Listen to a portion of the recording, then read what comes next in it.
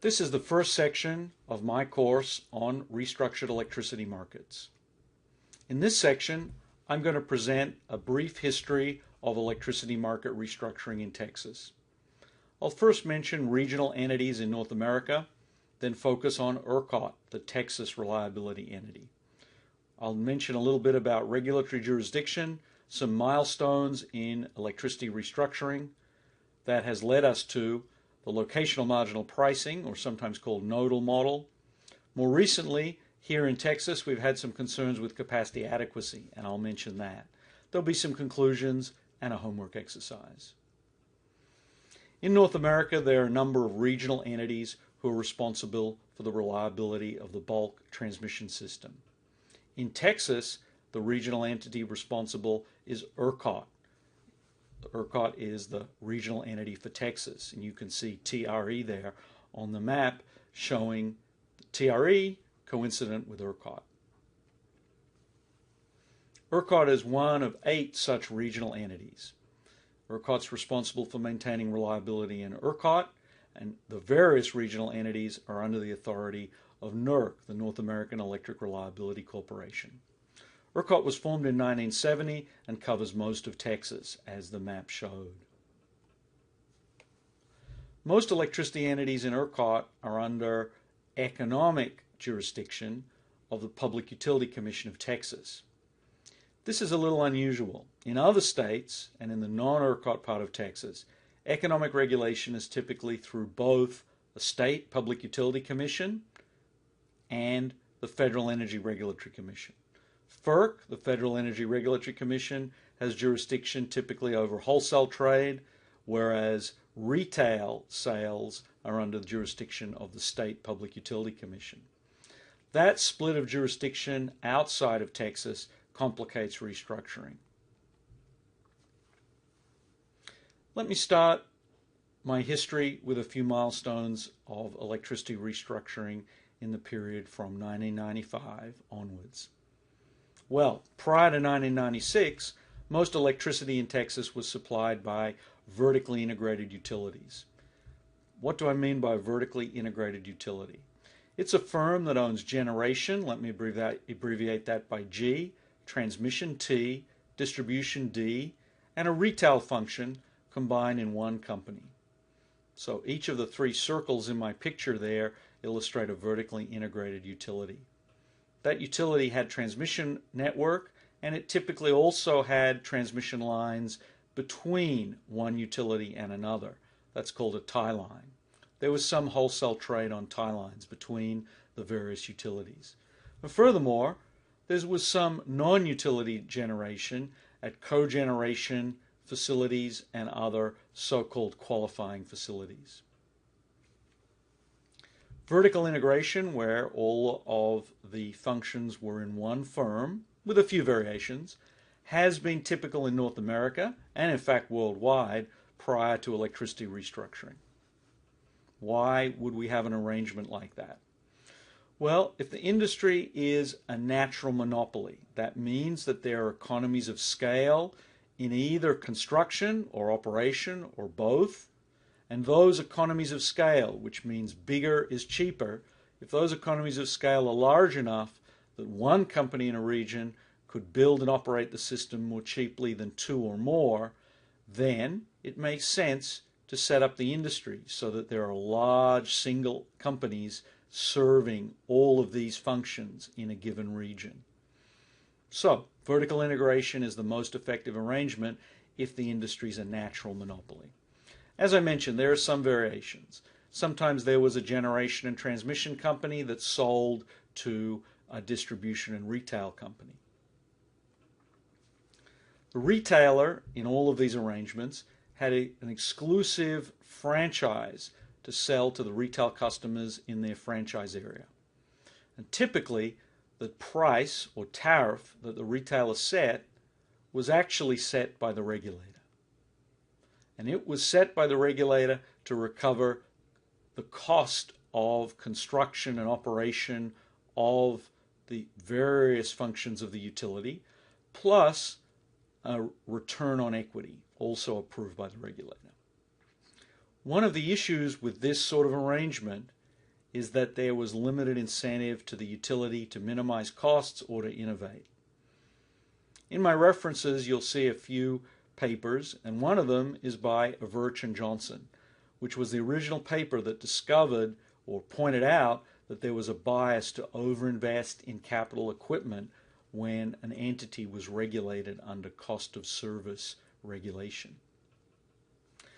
By the 1990s, there had been a change in perception about regulated monopolies.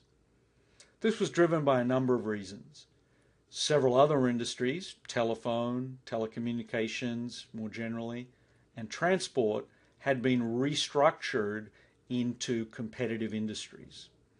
Within the electricity industry, there had been very high costs of nuclear generation in the US, and during this time, there'd been the advent of new, smaller generators, combined cycle generators, that combined a gas turbine and a steam cycle.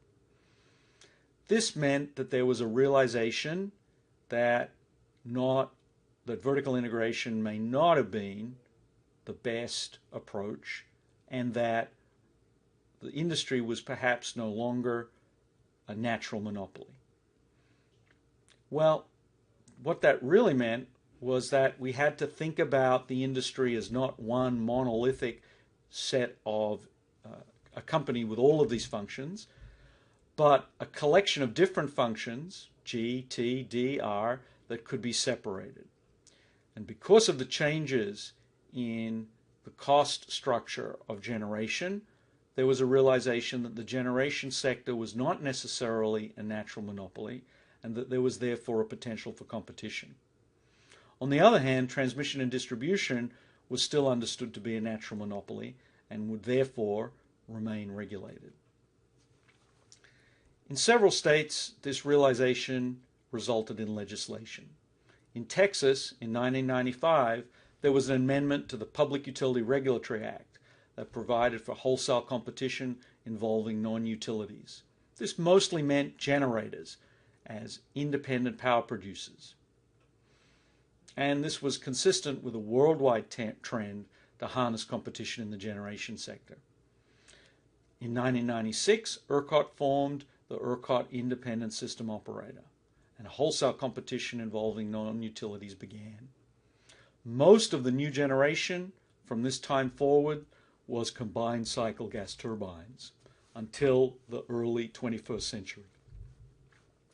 Later on, in 1999, Senate Bill 7 enabled retail competition.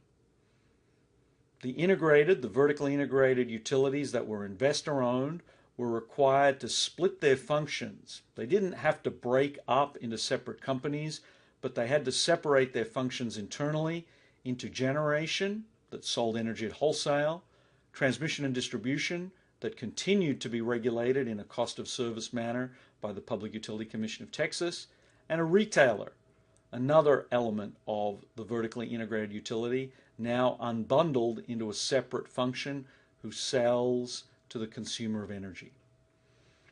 The idea was that generation resources would compete in the wholesale market. We had a number of new power stations built over subsequent years, including combined cycle, as I mentioned, from 1996 onwards, and then from about 2000 onwards, a great deal of new wind in Texas.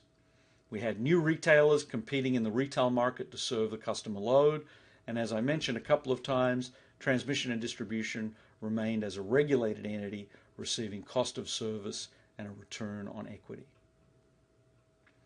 Here's a graph showing capacity expansion and retirement over the period from 1995 onwards.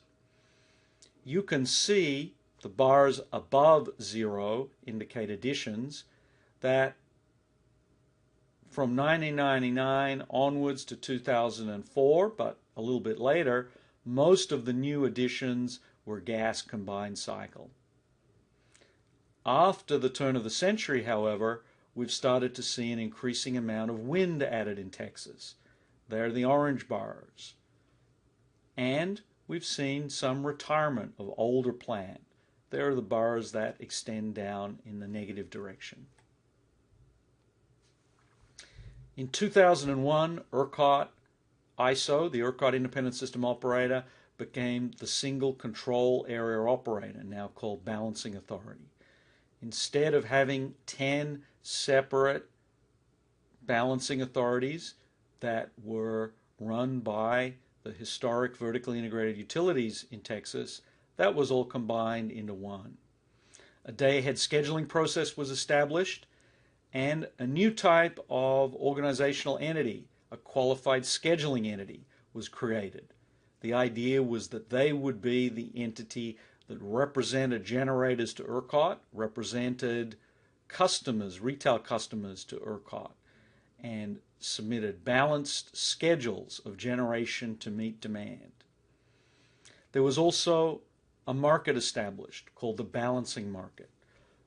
Its function was to cope with deviations of actual generation or demand from scheduled. So, the system had changed a bit. We might say on top, ERCOT is administering the market. From the QSEs, it receives information about generation and demand. For example, on the left is a QSE that owns generation and has retail customers. It might even have a contract with an independent power producer, as well as owning some of its own generation and having its own retail customers. In the middle, we have another qualified scheduling entity, and it only represents generators. At the other end is a company that stays vertically integrated, has a retail function, and maybe an IPP that it's contracting with to provide for its generation resources. ERCOT received from those entities the schedules of generation to meet demand, and also operated the balancing market to make sure that generation exactly met the demand on a 15-minute by 15-minute basis. Those schedules were typically involved generation and demand that were not exactly in the same location. So the generation by those generators and the demand will result in flow on the transmission and distribution system. If the result of the schedule would have overloaded the transmission system, in other words, would have overloaded the transmission lines past their limits, it would be necessary to redispatch the generation compared to the schedule. Individual generators were redispatched, and the cost of that redispatch was paid to the qualified scheduling entities representing those generators. The money that was required to pay for that redispatch was then allocated to retail customers.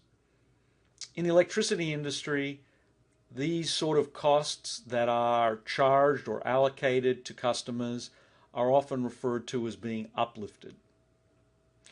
The predictable result of this arrangement was that qualified scheduling entities submitted schedules that happened to overload the transmission constraints. They were then compensated for relieving those overloads, the overloads that their schedules would have caused. In 2002, the retail market began, and in that same year, the effects of interzonal transmission constraints were represented into the market. This meant that an entity that scheduled generation and load that were in different zones would find that it had to pay for transmission constraints to which its schedule contributed. What this meant was that only the inside zonal constraints or local constraints then needed to be explicitly dealt with through redispatch and uplift by ERCOT. Well, between 2002 and 2005, hundreds of millions of dollars of local redispatch costs were uplifted. And in 2005, there was a decision made to change to a nodal wholesale market. Just as moving to the zonal market in 2002 meant that interzonal transmission constraints were reflected into the market, The decision in 2005 was taken to reflect not only the interzonal but also the local or intrazonal transmission constraints into the market. It took us until December 2010 to complete and open the nodal market. What are the characteristics of that market? Centrally dispatched real-time market, very similar to the balancing market, but with nodal representation of transmission. That is to say, instead of approximating the complicated transmission network by a small number of zones, instead of that, individual buses were represented in the model. There's also a centrally dispatched day-ahead market. Each generator can offer its capacity to be used to generate energy, provide for ancillary services, or a mixture of energy and ancillary services, or it can schedule. The energy and related ancillary services are acquired in a day-ahead auction run by ERCOT, and that determines the day-ahead prices, which are, we'll learn some more of these technical details, those prices are really forward prices for a short-term forward market, the day-ahead market. By design, this meant that basically almost all of the transmission issues were reflected into prices in the market, leaving only a very much smaller fraction of the overall market that was not handled explicitly by the market. That is to say, only a small amount of the market had to be uplifted, dealt with by ERCOT outside of the market.